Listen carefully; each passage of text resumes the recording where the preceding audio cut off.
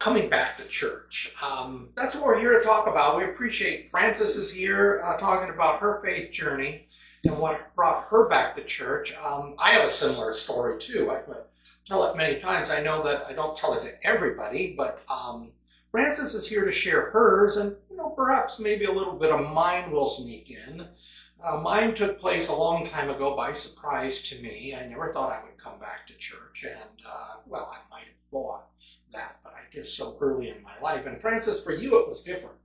But we both come from the same faith backgrounds. And I think that if we let's talk about starting where you're at. Let's talk about little Frances, kindergarten Frances. I got my kindergarten teacher, Frances, and there's a Sunday. You have your sister and you. Rosalie is your sister, and your parents. And what was it like for you as a little 5-year-old? Tell us about that. Well, that's where my religious background begins as a young girl. I want to say I was about 5 years old because it was before making my first Holy Communion. So everything that I'm saying is through the eyes of a 5-year-old girl, and it may or may not have been. We will get out of your 5-year-old as I portray. But when my first memory of going to church with my mother and my father and my sister, it was not a happy experience. I was afraid. It was dark. It was cold. I actually could smell, maybe it was incense from a week before or something. It was not welcoming. The priest would be there at the door, but didn't happily greet people. You walked by and you went in and you sat down. He wore the cassock. That's what I remember, because we come from the same. They wore the cassock. Right. Which is a long, people say, it's a long black dress. I have one I wear for Good Friday. Right. But you saw that when you were with your sister. Was your sister Rosalie feeling the same way you were? No, she did not. She had a whole different view of things. She didn't take it in the way I did. She just went with it and was not afraid. I was afraid. I did not feel welcome. I did not feel loved. I just had a real tight grip on my father's hand as we walked. Not your mother, your father. My father. My sister was hand in hand with my mother, but I was Daddy's little girl, and so I was holding his hand. Then a couple of years later, we made our first Holy Communion. So now I'm about 7 years old. My feelings have not changed. You were afraid. You describe it as being afraid. I was afraid. I wasn't feeling the love that I thought we should feel when we go to the house of the Lord. I didn't feel that. So you felt at that time that you should have felt love? Was there anybody there besides the religious leadership, the priest, the pastor, who said, little Frances, hi? No, we did not get that relationship with any of the clergy. It was somber. You came in, you took your seat, and it was silence until they came out and started the whole procession. No laughing, no smiling. Oh, no. Was it in Latin? Yes. See, I guess I'm a little younger than you. Mine wasn't in Latin. I just came after pre-Vatican. It was. But so you were afraid, and when you look back on that, and you think of Rosalie, your sister, and you, I wonder what it could have been that made little Frances afraid, and why Rosalie did not feel. I don't know. Most of the time I listened. I was a listener, and I still am to this day. I listen more than I speak. My sister was just out there, off the cuff. She didn't soak in things the way I did. Things would just roll off her back. Did you and Rosalie ever talk about going to church together? Not at that young age. It was just that we're going to church and that's what it is. That's right. Well, she was a year older. She was 6 and I was 5 when we started. So after our communion, then move forward. Now I'm 13 years old and making my confirmation. I no longer feared the going into the church. I no longer have that notice the coldness, the smells. That didn't strike me as much as it did when I was younger. But I still was not feeling the love. It was not something that I wanted to do on Sundays. You didn't like it? No, I had to do it. It was obligation. I was in that club too. I didn't like it either. Yeah. You know, we would have been good friends. But I was a good little girl, did what my parents wanted me to do, and I did go to church. It was not in my heart. I didn't feel the need or the desire to go, but I did. You said your father quit and then you quit with him. The one that you held his hand. And After we made our confirmation, we were under the understanding that you are now an adult as far as your religious path. Do you want to continue this, or do you want to walk away from it? do you remember seeing Rosalie and your mom leaving for church, and did they say anything to you as they walked out? To go into church? They were going to church, and you're saying, I'm done. I'm not going. Yes. After communion, confirmation, I chose not to go. She chose to continue to go. Right. And if I ask you back then, if we could go back to that time, did you meet God there? What would have you said to me? No, I would say no. Did you want to meet God there? I thought that was what was going to happen when I went. So it was disappointing when I didn't feel it in my heart. Did you feel that if you did meet God, he wouldn't be some at you? He would be a loving God that would take you close to himself? As a young girl, I feared, whole new word of fear of the Lord. I was afraid. You were afraid of the leadership, and you were afraid of the God that you believed was there. Because it was drilled into me that we, not just me specifically, but we are sinners. We were lectured every Sunday about being a sinner. So that made me afraid to go in. What's going to happen now? But at the same time you're saying that, you have your sister who had a different experience, or maybe she did. Did you hear anything back there from your past that God is loving and forgiving? Nothing. Okay. Do you believe that in our lives, and I don't know exactly what was going on because I wouldn't go back and we could scrutinize a church and look at it and say, well, is the love of God in Christ Jesus there? Do you believe that for some people they can go in there, and that's being said, but they cannot hear it? Oh, absolutely. So it could have been there. Yes, I believe that's true. It just wasn't speaking to me. I wasn't hearing it. I wasn't feeling it.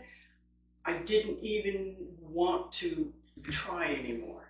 It was not what I had hoped for. It wasn't what you had hoped for.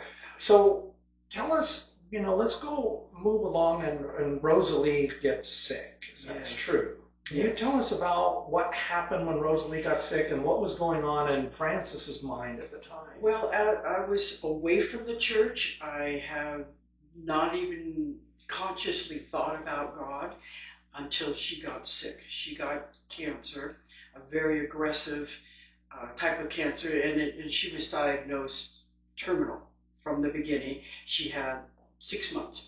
She died in 4. Out of desperation, I thought, maybe I should ask the Lord, help her. I'm not asking for me, but she's a wonderful person, and she's been with you, Lord. You loved your sister. Oh, absolutely. It wasn't that your sister Rosalie would get on your case and say, come on, Francis, you need to get back into church and get it together. No. She loved you. Yes. And you loved her. We were very much. We were both very close. It was a huge loss to me. And that's why I thought, okay, I'm going to pray. I'm going to talk to God. Help her. Don't let her suffer like this. And then she died. So I was so disappointed that the Lord didn't answer my prayer. And I thought he would. If you believe and you love, he would answer my prayer and help her. But she died.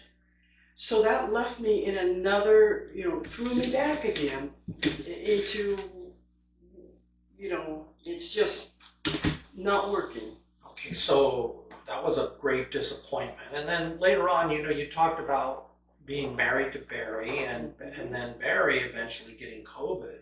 Yes. And Barry dying a very difficult death, the same way that Rosalie died. Yes. And did you ask God to cure Barry too? Yes. I tried once again asking the Lord, he's suffering. Please help him. Don't let him suffer. COVID, it was a terrible disease to die from. He died. My prayer wasn't answered again, and he died. And he didn't just peacefully die, he suffered, just like my sister before death. So that Did that come up again with Rosalie and then with Barry? Yeah, it brought back all the memories of my sister, and it made it even more etched in stone. God's not answering my prayers. Then did you think about saying, just forget it, I don't even believe there's a God out there? Yes, I did, and I felt a loss. I felt empty. I didn't know what was missing, but something was missing. My niece suggested that I come to St. Matthew. Give it a try, Auntie. You're going to find whatever it is. It'll speak to you. You'll find it. I kind of was reluctant. I didn't want to. So can you take us back to that moment with your niece saying, come to church? It was like, just don't bring that up. I just, Yes. That's the way you felt. You just stop it. I don't want to talk about it. And no, I don't want to go to your church. That's what was inside, but I didn't put it in those words. But yes, that was the feeling. She persisted every couple of weeks, and finally I gave in. I said, all right, I'll come. I'll pick you up. No, I'll meet you there. When I walked through the door, there was two greeters, parishioners, longtime parishioners there, who realized I was new, welcomed me. Oh, come in. How nice of you to be here. My name is so-and-so. What's your name? And it was not a greeting, a feeling that I had felt in my whole religious background. As I came further into the church, there were people standing around and laughing and talking before the service began. Same thing. They came up to me. Oh, how nice of you to come. My name is whatever, and I would give them my name. When I found my niece, she told me where she would be sitting. She introduced me to the people all around her, and it was the same thing. And then we got the sermon. It spoke to me. It got to my heart. I felt tears. Don't cry. People are going to think I'm nuts. But it hit me hard. And so this is where I decided this is where I need to be. I'm glad I'm here. Francis, I'd like to ask you three things. One, I'd like to ask you, what would you say to those like your niece who really want their family member to know God? What would you say to them? Take the leap of faith. Pardon the pun, but do it. Don't put it off.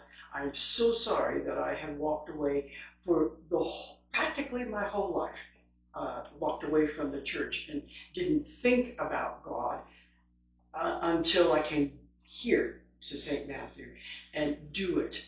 Don't fight your feelings. Go and see. And she was right. So you're telling people, take that leap to get out. Just ask them, what would you say to Francis 5 years ago if you could talk to her? Don't resist. Don't waste any more time. Go.